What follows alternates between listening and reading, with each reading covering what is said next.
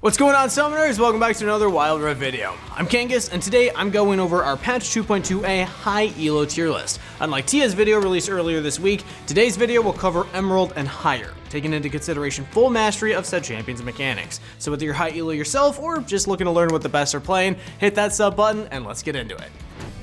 To start off our tier list, we gotta go with my main duelist, Fiora, as an overpowered pick in the Baron lane. She's one of the most satisfying champions to duel with, thanks to her kit that has a tool to handle every situation in the game. Riposte, her parry, allows her to negate the effect of any crowd control ability, and when used properly, reflects the crowd control back at the enemy. During teamfights, her role is to deal as much damage as possible, chasing down retreating enemies and snowballing a lead. If she can't seem to find teamfighting positioning, she can also just split push to win the game there. Chances are nobody on the enemy team can 1v1 her, often forcing multiple enemy champions to rotate and then granting her team map pressure.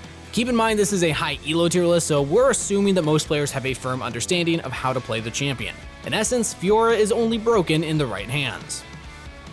Before we move on with the video, we got our question of the day. What item changes would you like to see in Wild Rift? Personally, even though it's probably a nightmare to balance, I kinda wanna see support items that grant gold. I like the support role in Wild Rift, but kinda feels like I'm basically a second jungler because unless I get kills after kills in lane, I'm not really doing much to help the team. But as always, let me know your thoughts in the comments down below, and let's get back into the video. And the next pick we have for the Baron lane is Gragas in the S tier. Since patch 2.2a nerfed Infinity War by making the cost much higher, the Rabble Rouser officially fell down from the overpowered tier, slowing down his 2-item power spike. But don't get us wrong, he still plays great, utilizing crowd control, damage, and sustain all in a single champion's kit. Gragas' ultimate Explosive Cask chucks out a barrel that deals area of effect damage while knocking back enemies. Since the skill is thrown out very fast, the enemy often does not have time to react properly, serving as a fantastic tool for disrupting the enemy's positioning. Unlike the conventional area of effect CC that typically relies on keeping the enemy clumped together, Gragas' ult actually excels in picking out targets while displacing the rest of their team. His third skill, Body Slam, charges him forward, stunning and knocking the enemy team back. When comboed with Flash, this engage is undodgeable.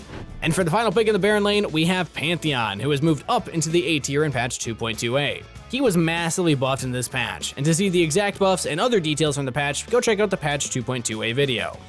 Comet Spear, his first ability, clears minion waves with ease. Pushing the minion wave allows him to safely perform his main objective, which is roaming the map. Grand Starfall, his ultimate ability, allows him to jump across the entire river, granting his team insane map pressure. Once he lands, enemies often are in for an unpleasant surprise. Thanks to his point-and-click stun from Shield Vault, his second ability, Pantheon's roams are incredibly effective, granting his team a wonderful opportunity to acquire a pick. His third ability, Aegis Assault, nullifies all attacks from Pantheon's front, denying the enemy's attempts to turn the situation around. So here's the full Baron tier list.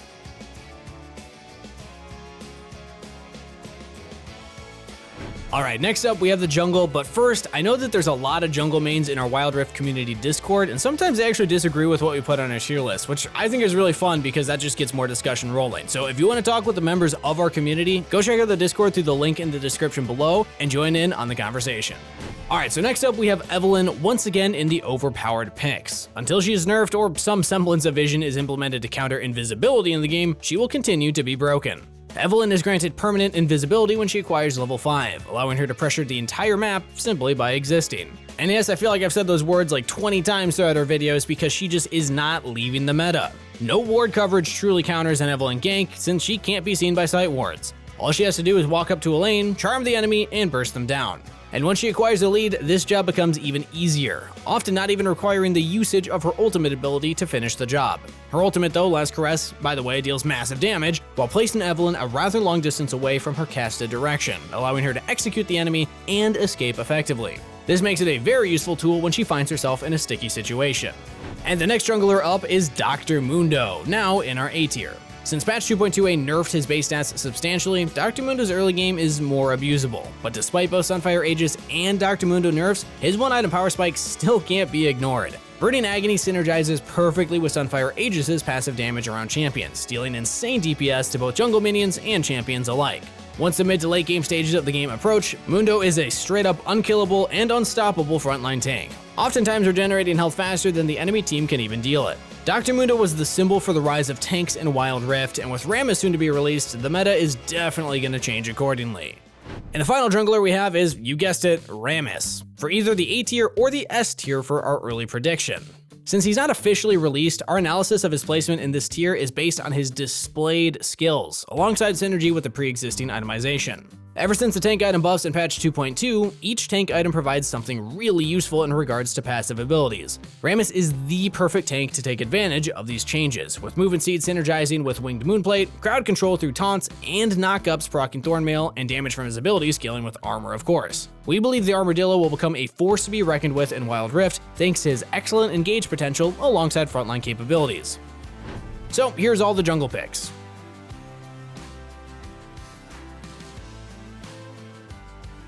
Now moving on to the mid lane, Ziggs is our first pick, standing firmly in the overpowered tier. And this is a pick that's been slept on for quite a while now.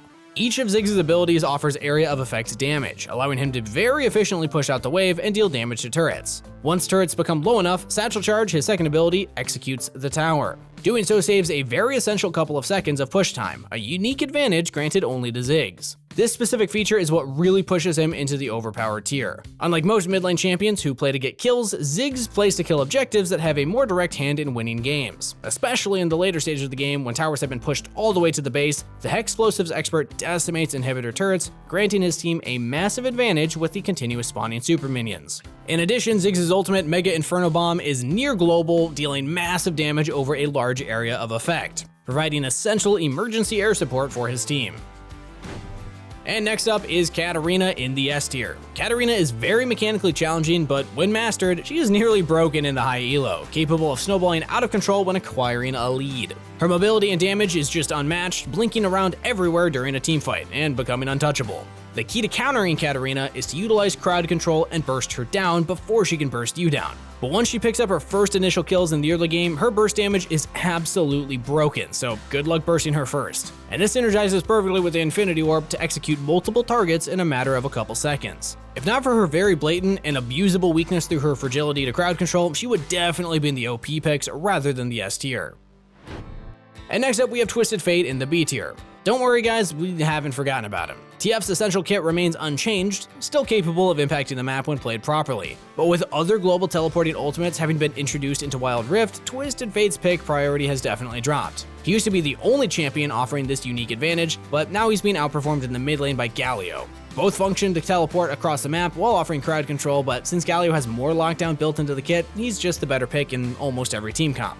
So for you TF mains out there, keep doing your thing, but just keep in mind that Galio does still exist and is also really good. So here's the mid lane picks.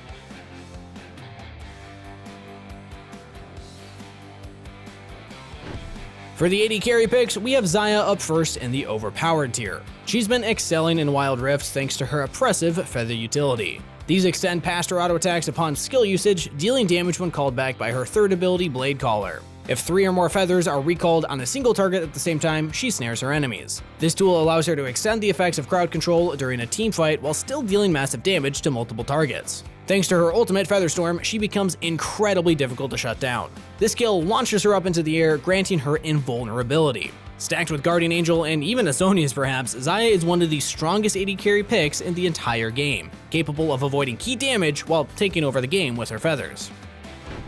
And the next AD carry is Jinx in the A tier. She's dropped down a bit since before, weakened greatly by the auto attack wind up nerf to all AD carries a couple of patches ago. Before, Jinx was consistently pretty busted thanks to her fast minigun auto attacks which allowed her to kite very effectively. She still deals great area of effect damage through her rockets, but the pick just isn't as safe as it once was. An essential tool for AD carries this patch is an escape, which she severely lacks. With more tanks being played and more crowd control effects seeping into the game, Jinx is more vulnerable than ever. And if she's locked down once, chances are she's just gonna die.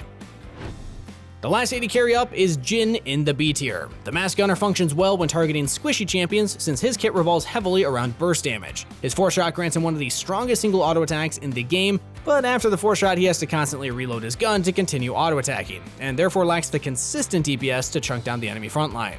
In addition, similar to Jinx, Jhin does not have the insurance of proper mobility to escape the enemy's dives. So here's our AD carry picks.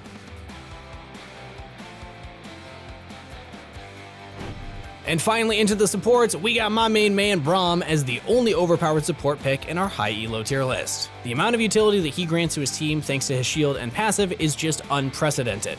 Unbreakable, his third ability blocks all ranged attacks in front of him for 5 seconds. This may not seem like a lot, but in intensive high elo plays, 5 seconds is all the time needed to pull off game-changing plays. The single ability alone makes the Brahm pick extremely advantageous, functioning fantastically both in lane and during teamfights. Concussive blows, his passive ability, marks all enemies that he attacks. Allies and Brahm alike can continue proccing his passive, which stuns the enemy after 4 stacks. This adds utility to his team, allowing for more synergized team plays, maximizing his allies' engages and his alike.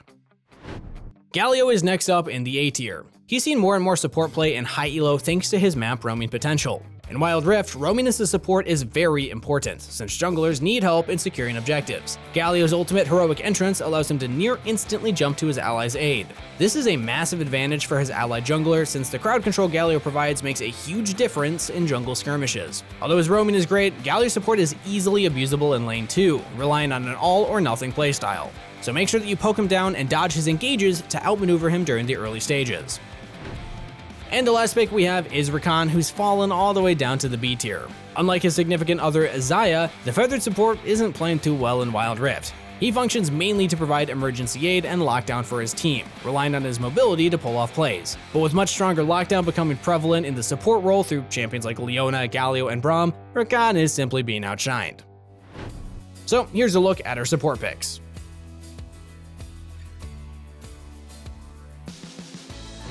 So keep in mind, this is our high elo tier list for patch 2.2a covering Emerald and higher. If you're interested in the champion rankings below this elo, make sure that you check out our other video covering that topic. Hope you all enjoyed today's content, and if you did, make sure to like and sub to the channel, and also join our Wild Rift Discord community. We got our community mod Dez, who made an emote with Nate's hair on my head, and it is absolutely as terrifying as you're imagining. As always though, best of luck on the Rift, everybody. Stay hydrated, and I'll see you next time.